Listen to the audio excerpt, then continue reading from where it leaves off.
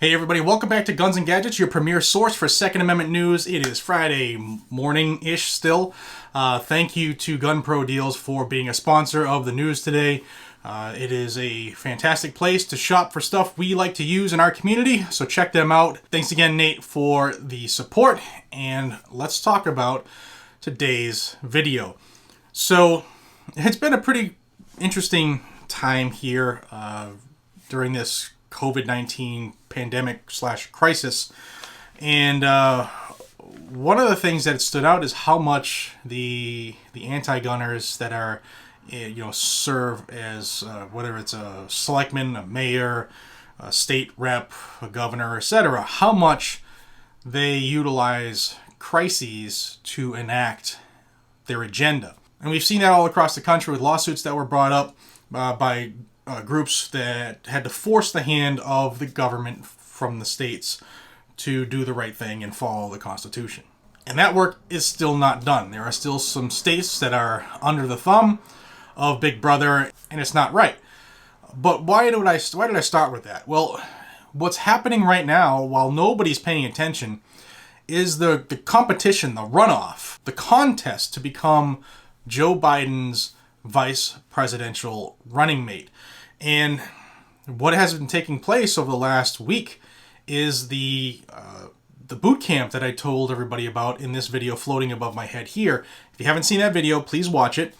It's a lot of information in there of what's going on. But Moms Demand Action in Every Town for Gun Safety, funded by Michael Bloomberg, of course, they are assisting Joe Biden in determining the most anti-gun of the four candidates. Now, I took one for the team, and I've watched these painstaking interviews with each candidate. It was, first off, Shannon Watts, who's the founder of Moms Demand Action. She's the one that is hosting the interview. The first one was Stacey Abrams, and that was April 28th. The second one was Elizabeth Warren, this past Monday, May 4th. Last night, as I'm recording this, the 7th of May, was Senator Amy Klobuchar, and the last one coming up is on the 18th of this month, and that is Kamala Harris. I'll give you a quick little summary of what each of these anti-gun wannabe VP candidates said, because while we know the narrative, it was really painful to watch these interviews, because each one of them is trying to drive home a narrative, and it's so false, and it misrepresents so much that I thought that it would be valid to bring it up here. And I think you'll agree when you hear me out. Now, the topics I'm going to tell you about here, I am point blank. I have no filter.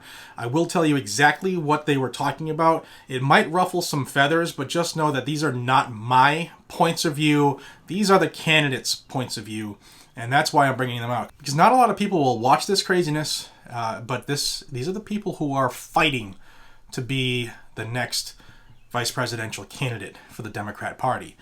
So Stacey Abrams was up first. Okay, Stacey Abrams, she ran for governor in Georgia and lost. And it is very apparent that she wants everybody to know that she will be a great candidate for vice president because she's pushing a lot of racism here. Point blank, she's pushing a lot of racism.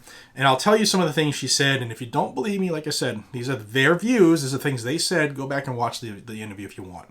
Now, I have a whole bunch of notes of things that they said. Okay, so I'm not pulling this out of thin air or my thin hair. But I'm going to refer to this because, like I said, a lot of things were said during these interviews. And I want to make sure I keep the facts correct from the candidates that said it, or the potential candidates that said it. Now, Stacey Abrams came right out and she said that COVID-19 disproportionately kills blacks and browns more than they do white people. And she also talked about how there is a lot more hate and harassment for Asians, which I've seen it, all right? It's not right, but I've seen it. The part that she said about that made me irate was not the fact that it's happening and it's wrong, but she said it was perpetuated by the far right and the NRA. And I say a lot about the NRA. In fact, it's well documented on this channel that I don't agree with how they've been running things, and I've done things and exposed things that they've been doing, and I'm sure they're really not happy with this channel. But I have to be honest. They don't deserve this because, unless I'm wrong, but I don't think I saw anybody from the NRA step up and say, hey, you know what? COVID-19 is a chance that it came from Wuhan, China. Let's hate on all the Asians in America. The NRA didn't say that. No way. But if you believe Stacey Abrams and Shannon Watts perpetuated this too, if you this is your group, and there are a lot of people who follow these groups, this is what they're being told to believe. That the NRA is perpetuating violence, aggression, and harassment towards Asians. Really? The NRA. The NRA doesn't even stick up for gun rights. Never mind harass ethnic groups. They also talked about how gun violence hasn't stopped with shelter-in-place orders. Well, ladies, it's because the criminals don't follow the suggestions or rules anyway. Crime has continued to happen no matter what, whether it's shelter-in-place or not. Not once did they mention how the shelter-in-place is kind of illegal too, but the gun violence, that's what they were focusing on, was guns. They really didn't focus much on COVID-19, but guns. That's all about the guns and control. Ms. Abrams also said that there's a disproportionate toll that gun violence and the pandemic are taking on black and brown communities. So, yeah, okay. Let's just perpetuate that lie more. So, if you live in a black or brown community, you'll get COVID-19 more than anybody else, and you'll experience gun violence more than anybody else. Has nothing to do with the demographics, has nothing to do with crime or gangs or drugs or anything like that. It's simply the color of your skin will determine if you get a virus, if you catch cancer, or if you get robbed on the corner. And Ms. Abrams dove deeper into her agenda with some of these things that she said. And like I said, if you don't believe these, go watch the interview. She said, if you're a person of color, you can't go to the hospital. You're less likely to be tested and less likely to be treated. Wow, really? If that's the case where you live in Georgia, then Georgia, your neighborhood is the problem, because it's not like that where I live. And chances are, I'm going to say that it's not like that in most areas. In fact, this sounds totally made up. But people are buying it. I mean, the hook, line, and sinker, the sheeple are bad. They're all for it. They're going to follow their orders. And believe me that there were orders given for their followers at the end of each one of these interviews. Abrams also said that people of color are most likely to be frontline workers, which then this pandemic leads to isolation. And then that's where gun violence becomes more challenging, and that suicides and stuff will go up. Well, how about stopping the isolation? Several times through this interview, it was readily apparent that the message to the followers of Everytown and Moms Demand Action and Michael Bloomberg was to, obviously believe this stuff, listen to and eat the food that we're feeding you here with this narrative. But then numerous times they said you need to tell your reps and senators your story. Tell them your story and demand accountability. Demand that they answer you in writing. And they also said during all three of these interviews that works. All too often when I tell people to call their reps and senators, there's always that pushback like it doesn't matter. Well, here are the groups that have been winning lately, the last couple of years. See Virginia, see certain parts of the rest of the country, Massachusetts, New York, California. The list goes on and on. We all know we're all on the same team here. But it's working for them. It can work for us too. We just have to get off our lazy ass. But they want them to call reps, to call senators, to go see them, to demand that they hear their stories. We should be doing the exact same tactic because it works. In fact, this is what was said during the Abrams interview. Lawmakers need to hear from you. You need to send letters. You need to tell them what you vote on. And you need to ask them to respond in writing and by the phone and demand accountability. Tell them to tell you how they followed through on some of the things they said they stood for. And we should do that same thing too. They then went back to the NRA part. They said that Asians are seeing racism that is being peddled by the far right, and in particular the talking heads of the NRA. That's from Shannon Watts right there. And they said that they're fear-mongering to divide the country and to sell guns. Can anybody out there tell me where the NRA is in all the stuff going on in the country right now? Because I ain't seen them. I don't see them fear-mongering. I call them out all the time. I don't see them fear-mongering. I don't see them saying, hey, let's be racist against this group. Don't see it. I don't see them dividing the country at all. And I sure as hell don't see them selling any guns. This is what Moms Demand Action and Every Town for Gun Safety, Michael Bloomberg, and the anti-gunners and the Democrat Party want everybody to believe. And they're like buying this like it's on sale. They again hit on suicides again, saying that during shelter in place, suicides are going up. They didn't say let's stop the shelter in place, though, to get people out of their house and clear their mind and help them with their mental health. Nope, they said let's just keep everybody in because we're trying to save our kids and we want just to be safe. Watts ended the interview with a question for Abrams and said, what should the Democrats be running on for the 2020 election in order to win? And she said, this is going to be a shocker, I know, universal background checks, assault weapons ban, the Violence Against Women Act, which contains red flag. And she also said that they need to get the youth voters out to vote. You're going to see a common thread here with the three candidates that have been interviewed so far. Universal background checks. They never mention that the background checks already happened. They don't mention that.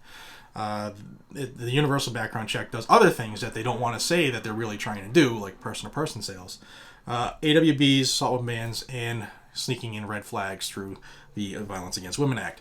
That was the Stacey Abrams interview. It was very painful to watch, but I did it for you. And I followed that up with the Elizabeth Warren interview, which followed the Abrams interview. Now, Elizabeth Warren's interview was worse than all three, okay? Because she really is trying the hardest to get Joe to show her a little bit of love and let her run here. Now, Elizabeth Warren lies. Been caught lying numerous times about a lot of stuff. Lied about her ethnicity just to get a job and get ahead. Lied about certain things about her background to get ahead, to pander for votes. Now, this woman who has made it to where she is by lying, and it's documented, she now is going to tell us how we need to do things. And she's demanding accountability. So Warren's interview focused on a lot on the children. The children. We have to do this for the children, okay? She said that depending on the statistical studies you see, between 90 and 95% of Americans want sensible gun legislation, background checks, and they want weapons of war off the street. And she said that this is even true among gun owners. Well, gun owners would tell you that there's no such thing as sensible gun legislation because it's an infringement. They would also tell you that background checks already happen, and they would also tell you that there are no weapons of war on the street because those are already regulated and banned. You can't really get a machine gun without jumping through huge hoops and spending huge bags of cash. But that is the narrative. They don't want weapons of war because of our children. Now, Watts asked her about her anti-gun mega bill there, S3254, and they were saying that they can't get a vote in the Senate. But then Warren let this fly out of her mouth. In a democracy, when 90% of people want it and you can't get a vote, you know something is wrong. Well, Lizzie, we don't live in a democracy. That's where you suck, and most of the people in Congress do. You don't even know what the Constitution is. You never read it, and you don't know that the country is a constitutional republic. It's not a democracy. You'd love to have it be a democracy, because then you get your way really easy. It's just not. She then said that the NRA is calling the shots in Washington. Really? The same NRA that backs Red Flag and the one that got the bump stock ban through? Those are the ones calling the shots? She also said that the NRA is hiding behind sportsmen and sensible gun ownership. Really? By asking for red flags and bump stock bans? That's what you think standing up for gun rights is? She then said that the NRA is obstructing gun legislation of any kind, and she specifically wanted people to remind politicians that there are more of them, meaning the anti-gun folks, than there are of us, meaning the pro-gun people, the pro-2A people. And that was Liz's message a couple times. There are more of us than there are of them. And I'll tell you what, when it comes down to voting, she's right. Because gun owners, in large, don't do anything until it's either way too late or they feel that they're being attacked by politicians. We should be outnumbering these people all the time because of the amount of gun owners there are in the country. But far too often you hear, my vote doesn't count, or I'm not going to go vote, or whatever the story is. But these people go out and vote in droves, often paid to do it, and vote numerous times. They then got into a couple questions that angered me. Watts said that black and brown kids are a greater risk for gun violence than their peers because of discriminatory funding. At which time Elizabeth Warren said more money is needed to get to those communities, and more money is needed to support groups working to stop gun violence. And she even said that she wants the next stimulus bill for coronavirus to include funding for groups like Moms Demand Action and Everytown for Gun Safety. They want tax money to go to force these groups to go out more to force their agenda. Watts then asked Warren if there were any opportunities to reduce gun violence in this next, if there were another stimulus package, to which Warren said, yes, we need another stimulus package. And she also said that gun sales have gone up, so we can connect that with gun violence in very obvious ways. And then we can push for sensible gun legislation and, again, funding for anti-gun violence groups in the next COVID-19 package. Are you guys picking up what they're putting down? Like, this stuff should get out. Please share this video. Please get your friends to watch it. This is what matters. Not the memes that we pass along like crazy. This shit matters. They then spoke about some of the rallies that are going on across the country, Second Amendment related. Watts said that gun extremists are trying to intimidate lawmakers who are just trying to keep us safe in Michigan and Virginia and other places. What message do you want the governors and mayors to have from you, from Elizabeth Warren? And she said they should stand strong. Again, she said, we are the overwhelming majority, and we just want you to keep us safe. It's not about government keeping us safe. It's not. The government hasn't kept anybody safe. Really. Like, go through history. Do your homework. The government doesn't keep anybody safe. Old Lizzie then said that they were playing politics during a crisis.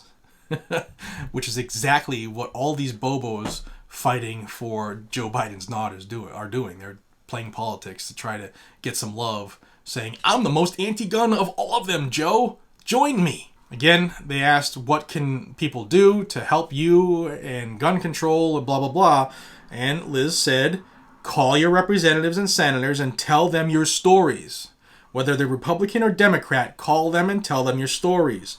You need to push the urgency. Tell them it needs to be done now. And that's what people are doing. Why aren't you calling, watching this video? Why aren't you calling your, regardless of who they are, why aren't you calling your representatives? I need a good reason why we're not kicking ass when it comes to this stuff. We should be more motivated than these clowns. We really should. So that summed up Lizzie Warren's thing, okay? That was tough to watch. And then the third one that happened last night was Senator Amy Klobuchar. Now, I got to tell you that watching Klobuchar's one wasn't as bad as the other two because she talks a lot. It's a lot of me, I, and things that I've done. And she was really pandering like Joe's awesome and Joe's great and stuff like that. But they did have some nuggets that I took out of there that people should know about. And the main theme on this interview were the women and how bad women have it for COVID-19. So things that came out of this were that women are on the front lines of COVID-19 and gun violence. I'm not playing any politics here. I'm just saying that guys and girls are getting COVID-19 and get shot and killed, okay? All right? Let's just go with the truth. She says that she loves Moms Demand Action in Everytown for Gun Safety, and they are producing real change in the country. Again, telling them that their grassroots efforts are working. See Virginia. They then go in and say that women are effective activists because they work together better and they meet more goals. And again, she really talked a lot. I don't think Shannon Watts got in half the questions she did on the other candidates. But they did say that the pandemic is putting women at a greater risk of harm regarding domestic violence and gun violence. They then talked about this fictional boyfriend loophole in which they think somehow that if you're a boyfriend and not a husband for somebody and you batter your girlfriend and she's not your wife, then you never face any repercussions, that you just get to just keep beating girlfriends and you never get affected with your gun ownership, which is a lie because restraining orders in every state have that facet, okay? They just do. But they're trying to make sure that everybody knows that the boyfriend loophole, this thing that we're going to make up, sounds terrible. So we need to stop that. And how do we stop that? We have to put in gun control. Again, they spoke about a new coronavirus package coming through Congress. If that were to happen, how can we get sensible gun legislation in there? And Klobuchar said, when times are hard, more domestic violence takes place. The increase in gun purchases has led to an inability to do background checks, so we should control all that, basically. She also said that this crisis disproportionately affects women. She said that more women are dying because of COVID-19, all right? And that, search it. Do a search. I don't care what search engine you use. You will find, and I'm not bragging, but if you did a little homework, you would find that worldwide, every country, more men have died from COVID-19 than women. But they don't want people to know that, okay? Because we're going to say, well, women get it worse. If you're black or Hispanic or Asian, you get it worse than anybody else. And you're going to die sooner, and you can't go to the hospital, and you guys get killed more often, and we have to do everything we can to take everybody's rights away because of the children. That's basically what we've had from these 3 interviews. They're outright lies. But, hey, the people are drinking it up like it's the best Kool-Aid in the world. It has extra scoops of sugar in it. They're loving it. And it's time for us to take our own action, guys and gals. Another thing that Klobuchar really drove home was the hunting part of it. She said that she would never do anything to affect hunting, and gun control doesn't do anything to affect hunting. And she kept saying the Second Amendment is related to hunting, and it's not, unless you're hunting tyrants. The Second Amendment, if you read it, says nothing about deer hunting, nothing about shooting a bear, nothing about killing a fox. It's specifically about shooting tyrants in the face when government becomes oppressive. That's what it is. It's also about defending yourself, your family, your loved ones, and your property. Done. Now again, the Klobuchar interview, she talked a lot, but she did mention again a couple caveats that she wants. She's really big on red flags. She's really big on bump stock bans. She really wants universal background checks. And if you look at her voting history, she's voted against high-capacity magazines. Anything more than 10 rounds, she wants gone. She wants an assault weapon ban. She wants gun buybacks, like you can buy back something you never bought in the first place. And again, she continually says this, gun control doesn't affect your right to hunt. The Second Amendment has nothing to do with hunting. Now, up next will be the 18th, 10 days from today as I record this, and that will be Kamala Harris, however she says her name this week. I'll watch it for you. All right, I'll watch it. I'll report back. But I would love if you could do me a solid and share this video, man. Really, people need to see this stuff. Because unless it's put in front of them, they're not going to go looking for this. And this stuff is what's driving thousands, hundreds of thousands of people nationwide to come out for gun control. Remember, Texas is their big target this year, and there are over 400,000 volunteers already on the ground in Texas from every town. Moms Demand Action and Students Demand Action. They're already there and working. What are we doing? What are the pro-gun groups doing to fight back? That's where we come in. We, the Second Amendment community, the gun culture, the gun groups, everything, we all need to work together to stop this. But the squeaky wheel gets the grease. I hope you liked this information. It was very, very, very, very painful to watch these things. So maybe do me a solid as a thank you and subscribe to this channel if you haven't already. Thumbs up the video, share it, hit that bell icon. Those 4 things will help this channel grow and will help this channel continue to bring out the Second Amendment news on a daily basis, whether it's good, bad, ugly, or indifferent, no matter where it happens in the country. Thank you so much for your time. Please tell 34 friends and family about my channel. If you could do that for me today and get them to subscribe, we'll have a better day. So thank you guys and gals. I appreciate y'all way more than you know. Be safe, stay vigilant, and carry your weapon. Take care, everybody.